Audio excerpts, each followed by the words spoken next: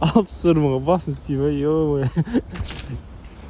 Біздің тренер брат келатыр, особенно звезда интернета. Не алдың, брат?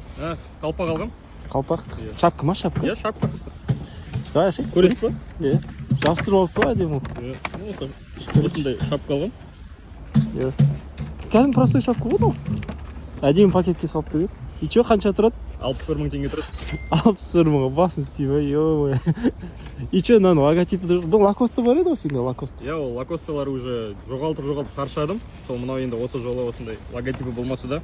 Жақсы итальянский бренд, Тамболини деген. Другой уровень дейсің ғой. Не твой уровень, дорогой. Чё, мынау түтілмейді, басың жылыстайды, подогрев бар деген сияқты ма? Енді иә, солай внушать етеміз. Қымбат болғаннан тоңбау керек. Иә? Әйелді кеп. Чё, ол қанша екен? Ол 71 мың. Макиіп қарашы екен, көрейік та қалай Кеп тұрады. көрсетейін ба? Сол 70 мыңға тұрады Жараспай екен. қалса еще. Қалай, 61 мыңға тұр ма? Истинный друг сияқты айтып